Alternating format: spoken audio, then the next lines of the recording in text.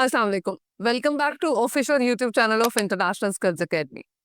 आज की वीडियो आपकी फेवरेट टॉपिक पे है, लेकिन आज उसके बारे में बात की जा रही है इस अंदाज से जो आपको बच्चे कुछ सवालात का जवाब देते हैं। जी हाँ, बिल्कुल ठीक समझा आपने। मैं बात कर रही हूँ हाइड्रा फेशियल की।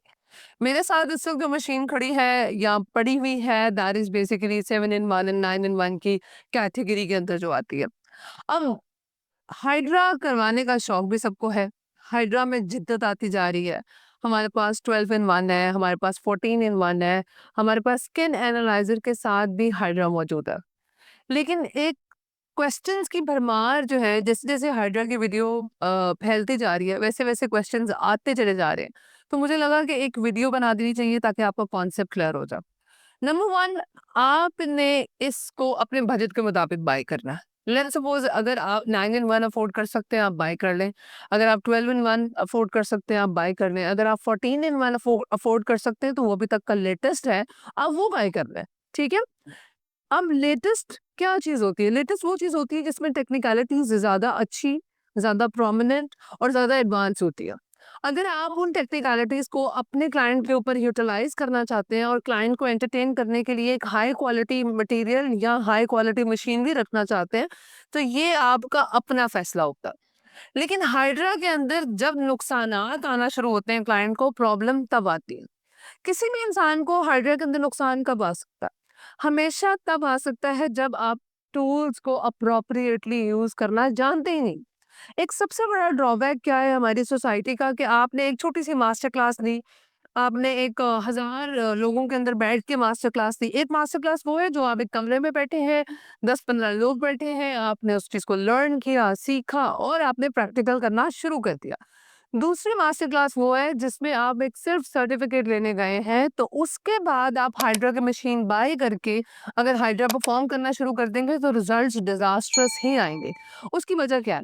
मैं आपको एक चीज समझाती हूँ। इसका ये जो एब्रेजन हेड है ना, ये वैक्यूम, इसके अंदर वैक्यूम सक्शन होती है। ये वैक्यूम सक्शन आपकी स्किन को लिफ्ट करके एयर के अंदर थोड़ी देर के लिए सक करके इस डिवाइस के अंदर, इस प्रोब के सेंटर के अंदर फिक्स कर देता है। अब होता क्या है कि अगर आपको ये हेड चलाना नहीं आता, तो आप वो खिंचती हुई हालत के अंदर स्किन को तेजी से आगे लिए ही चले जाते हैं।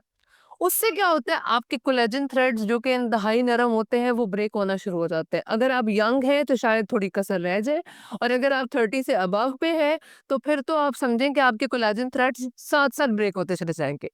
इससे परफॉर्म करवाएं और गलत परफॉर्म हो जाए अब्रेजन हेड परफॉर्म करने के वक्त, तो आपको सैगिंग भी हो सकती है, आपको ब्रूजेस बन सकते हैं, आपको रेड कलर के मार्क्स आ जाते हैं। So this is very important कि ये टूल आपको राइट वे में इस्तेमाल करना आता हो। अगर आपको टूल राइट वे में इस्तेमाल करना नहीं आता, तो आपके क्लाइंट को ब्रूजेस बनना कोई बड़ी बात नहीं।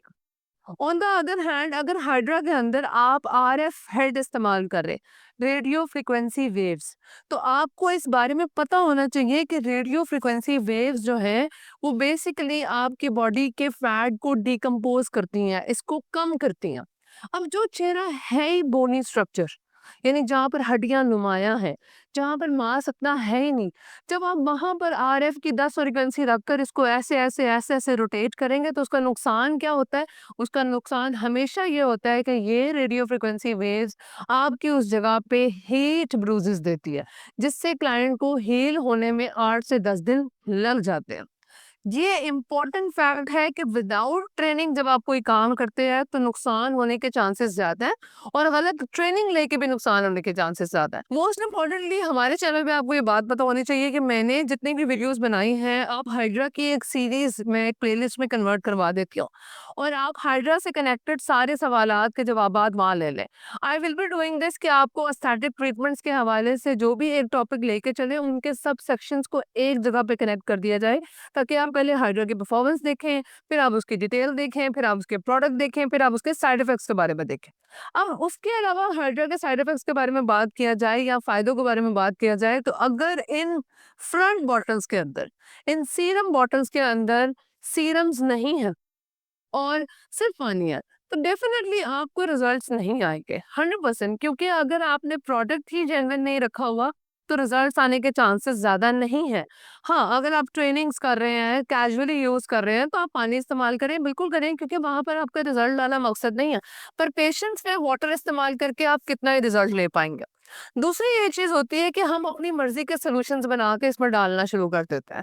उसका नुकसान ये होता है कि चूँकि आपको केमिकल फ़ॉर्मुलेशन बहुत अच्छी नहीं आती, तो प्रोडक्ट्स का गलत इस्तेमाल आपकी स्किन पे ज़्यादा से ज़्यादा क्या करता है, ब्लेमिशेस क्रिएट करना शुरू कर देता है, डलनेस बनाना शुरू कर देता है, टैनिंग देना शुरू कर देता है, और फिर आप उस मशीनरी को इल्ज़ाम देते हैं। देखिए, जितनी भी अभी तक हाइड्रा की मशीन्स आई हैं ना, ध्यान से इस कॉन्सेप्ट को समझिएगा।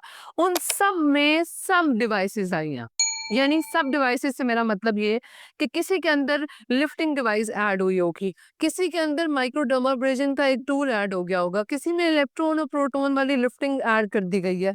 ये जो हैंडल्स हैं, ये जो प्रोब्स हैं, ये इस हाइड्रा को मज़ीद डाइवर्सिफ़ाई बनाते हैं। ठीक है? मज़ीद से मज़ीद क्लासिफ़ाई करते हैं, लेकिन आपको स्किन के बारे में पता होना ज़रूरी है पहले। अगर आपको स्किन के बारे में पता ही नहीं है और आप हाइड्रा परफ़ॉर्म करने खड़े हो गए, तो 100% आपके रिज़ल्ट गलत आएँगे, क्योंकि skin is skin is a place जो कि हर इंसान के लिए मुख्तलिफ है। यानी मेरी मुख्तलिफ, आपकी मुख्तलिफ, साथ वाले की मुख्तलिफ। आपकी एक चीज़ जो आपने सीखी है, वो सब पे आप इम्प्लीमेंट नहीं कर सकते। लेकिन अगर आप स्किन अच्छे से पढ़ लें और फिर आप कोई मशीनरी बाय करें, तो 100% नॉर्मल टेक्निकलिटीज़ सीखने के बाद भी आप हाइड्रा परफ़ॉर्म कर सकते हैं। 5वीं छठी चीज़ अगर मैं आपको बताऊँ कि हाइड्रा के नुकसानात में क्या हो सकती है, तो एज़ सच इसके इतने वो ख़ास नुकसान नहीं होते, पर जो नुकसान मैं आपको इस वक़्त बता रही हूँ, वो नुकसानात तो हैं ही हैं। एक बहुत इम्पोर्टेंट चीज़ कि अगर आप हाइड्रा करवाने के बाद अपने चेहरे पे सनस्क्रीन नहीं लगा रहे, मॉइस्चराइज़र नहीं लगा रहे, तो अब स्किन सेंसिटिव होगी। जब स्किन सेंसिटिव होती है और उसका एयर के साथ कॉन्टैक्ट होता है, उसका सन एक्सपोज़र होता है, जैसे कि अब समर्स आने वाली हैं, आप लोग भागोगे। सबसे इम्पोर्टेंटली, वेरी इम्पोर्टेंटली, रमज़ान के बाद ईद पे आपने ये प्रोसीजर्स करवाने भी हैं और करने भी हैं। सो दिस इज़ वेरी इम्पोर्टेंट कि आपको ये पता होना चाहिए कि आपके पास आने वाला कस्टमर फ़िलहाल शायद रोज़े रख रहा है और उसकी स्किन इस वक़्त डिहाइड्रेटेड है। उसके स्किन पे आपको क्या करना है, उसके स्किन पे आपको सीरम की रेशो मैक्सिमम रखनी है, ताकि उसकी स्किन जो है वो अच्छे से पानी को एब्ज़ॉर्ब करे और आप स्किन के साथ टग ऑफ वॉर ना खेलते हुए नज़र आएँ। ये एक बहुत इंपॉर्टेंट पॉइंट है। दूसरी चीज़, आप अपने क्लाइंट के ऊपर अगर हाइड्रा कर रहे हैं और अगर आप सैलून में कर रहे हैं और कहीं आप ब्लीचिंग लगाते हैं पहले, तो आप रमज़ान में वो चीज़ अवॉइड करेंगे, क्योंकि स्किन जब डिहाइड्रेट हुई होती है, उस टाइम पे ब्लीचिंग जैसी चीज़ अफ़ोर्ड करना पॉसिबल नहीं है। So this is the reason आपको थोड़े से protocols due to weather, due to the environment और अगर किसी का इवेंट आने वाला है, उस हिसाब से देखने पड़ते हैं। आज की लास्ट टिप अगर मैं आपको देना चाहूँ, तो वो ये है कि अगर आप ईद के लिए ईद के लिए हाइड्रा करवाना चाह रहे हैं, या आप अपने पेशेंट्स को कर रहे हो, या आप अपने कस्टमर्स को कर रहे हो, तो मेक श्योर करो कि ये 5 डेज़ बिफोर हो जाना चाहिए।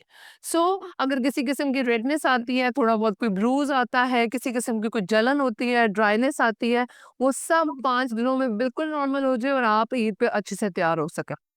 जहाँ तक बात है हमारे अपने ब्रांड की ऑब्सेस की, आप लोगों के बहुत सारे सवाल आते हैं कैसे बाय कर सकते हैं। हम यहाँ पर एक व्हाट्सएप नंबर ड्रॉप कर देते हैं, आप इस व्हाट्सएप नंबर पे अपना ऑर्डर प्लेस कर सकते हैं।